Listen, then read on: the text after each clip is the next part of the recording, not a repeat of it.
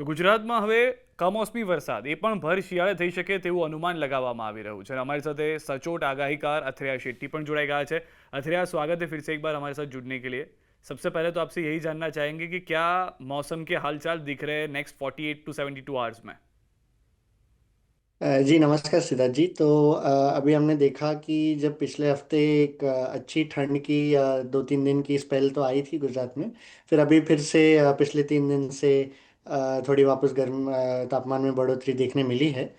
लेकिन अभी जिनको ठंड की और इंतज़ार है तो उनके लिए खुशखबरी है कि 24 तारीख से या 23 तारीख की रात से फिर से वापस ठंड में ज़ोर पकड़ेगा। और खासकर से 24 से 26 तारीख के बीच में फिर से वापस सुबह सुबह के समय में काफ़ी अच्छी ठंड देखने मिलेगी गुजरात के कई क्षेत्रों में। लेकिन इसके साथ साथ ही ये ठंड आने से जस्ट पहले यानी 23 तारीख के रात को 23 तारीख के सुबह और 22 तारीख के रात को हमें कुछ जगहों पे हल्की बेमौसमी बारिश देखने मिल सकती है। અથरिया, जिस तरह से आपने पहले भी बताया था, ये मकर संक्रांति के दौरान भी गुजरात के कई हिस्सों में बारिश हुई थी हल्की। क्या इस बार फिर से गुजरात के कई हिस्सों में बारिश हो सकती है या कोई टारगेटेड एरियाज है जहाँ पे आपको दिख रही है बारिश होना। जी तो जैसा मैंने आपको पिछली बार भी बताया था कि जो अभी एक काफ़ी ताकतवर एक वेस्टर्न डिस्टरबेंस उत्तर भारत को प्रभावित करेगा 22 तारीख से लेके 24 तारीख तक।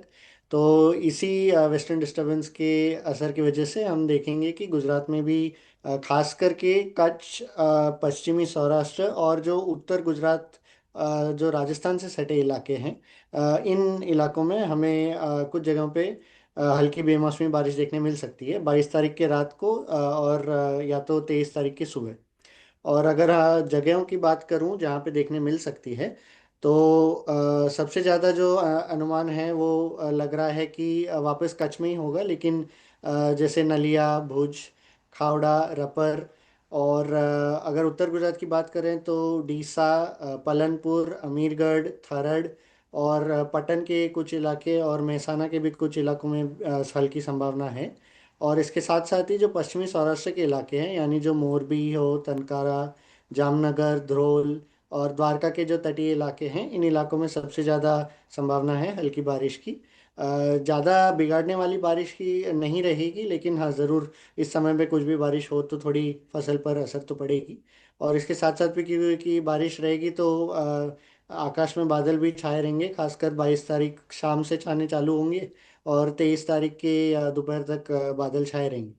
यानी कि जो वेस्टर्न डिस्टर्बेंस है वो और अरेबियन सी दोनों की जो नमी, जैसे कि अरेबियन सी की नमी भी हो गई, वेस्टर्न डिस्टर्बेंस के बाद असर हो रहा है, दोनों को मिला के ये बारिश का कारण माना जा सकता है। जी बिल्कुल। तो जैसे हम देखते हैं कि जब वेस्टर्न डिस्टरबेंस काफ़ी ताकतवर होता है, जैसा ये अभी आने वाला जो है उसी तरह ताकतवर है। तो ये वेस्टर्न डिस्टरबेंस क्या करता है कि उत्तर अरब सागर तक इसकी एक ट्रफ रेखा आती है। और इसके वजह से जो उत्तर अरब सागर से नमी है वो भी वेस्टर्न डिस्टरबेंस की तरफ बढ़ने लगती है गुजरात के ऊपर से गुजर कर। तो इसीलिए हम इस बार भी वही देखेंगे कि ये जो वेस्टर्न डिस्टरबेंस है, क्योंकि ये काफ़ी ताकतवर सिस्टम है, तो इसके साथ साथ में एक कोल्ड फ्रंट बना रहेगा। जो मैंने पिछली बार भी बताया था, कोल्ड फ्रंट यानी कि ये एक ट्रफ रेखा जैसे ही सोच सकते हैं, जिसके जो एक बाउंड्री माना जाता है, यानी एक साइड पे उसकी गर्म हवा रहती है, दूसरी साइड से ठंडी हवा रहती है। तो जब कोल्ड फ्रंट गुजरेगा तो इसलिए कोल्ड फ्रंट के पीछे फिर 23 तारीख से फिर से ठंडक शुरू होगी। लेकिन जब कोल्ड फ्रंट गुजरेगा तो उसके साथ में बादल और हल्की बारिश लेकर आ सकती है। तो क्या किसानों को फसल को लेकर कोई चिंता होनी चाहिए या उनके लिए कुछ आप बताना चाहेंगे।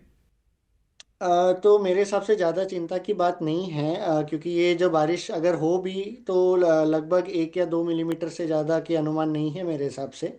और क्योंकि ये उतनी ज़्यादा बारिश नहीं है तो फसल को उतना नुकसान तो नहीं रहेगा। लेकिन हाँ बिल्कुल, अगर जो फसल में अभी जो जीरा के फसल जो मैच्योर हो रहे हैं और उनमें जब जिन फसलों में कुछ फूल आने की जो समय है, तो उनमें ज़रा थोड़ा ध्यान रखना होगा कि क्योंकि जब बारिश होगी तो थोड़ी नमी तो वापस फसल में भी फूलों पर पड़ सकती है। तो इसकी वजह से थोड़ी ज़रा बस उसे ध्यान रखना होगा।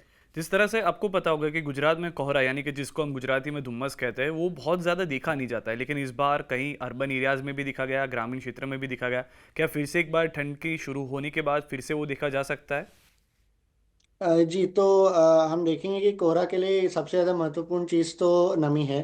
जो हवा में नमी है, तो क्योंकि ये बारिश और थोड़ी बादल की एक दिन की स्थिति रहेगी, तो इसके कारण हम देखेंगे कि जिन जिन खासकर जो पश्चिमी इलाके हैं और जो उत्तर गुजरात है, पश्चिम सौराष्ट्र और जो कच्छ के इलाके हैं, इन इलाकों में सबसे ज़्यादा संभावना है हल्की से मध्यम कोहरा दिखाई दे सकती है, खासकर 23 तारीख की रात को। यानी बारिश गुजरने के जस्ट बाद वही रात को हमें नमी कोहरा हल्की देखने मिल सकती है, लेकिन उसके बाद में एक बार ठंड पकड़ लेगी तो कोहरा की संभावना कम हो जाती है। जिस तरह से आपका पिछला भी अनुमान था ठंड को लेके, तकरीबन उसी तरह से टेम्परेचर भी देखने मिला, 10-12 साल पुराने रिकॉर्ड्स भी टूटे। अब जो आप बता जी। रहे हैं कि जो सेकेंड राउंड जनवरी का अगर हम पकड़ के चले, जो ठंड आने वाली है, उसमें भी क्या हम कोई रिकॉर्ड ब्रेक ठंड फिर से एक बार गुजरात में देख सकते हैं? तो लगभग इस समय भी जैसे पिछली बार मकर संक्रांति के दिनों में और उत्तरायण के दिनों में देखने मिली थी हमें, लगभग उसी प्रकार की ठंड देखने मिल सकती है। और खास करके जो कच्छ और उत्तर गुजरात और जो सौराष्ट्र के इलाके हैं, जैसे पिछली बार भी हुआ था, एक सिंगल डिजिट में तापमान देखने मिल सकती है कई इलाकों में। और ज़्यादा से ज़्यादा तापमान जो रहेगी लगभग 4 से 6 डिग्री के बीच में इन इलाकों में देखने मिल सकती है। और जो कच्छ के इलाके हैं और जो उत्तर गुजरात यानी जो राजस्थान से सटे सबसे ज़्यादा सटे इलाके हैं, वहाँ पे 4 डिग्री से कुछ शायद 1 डिग्री और कम तक जाने की उम्मीद हो सकती है ग्रामीण क्षेत्रों में।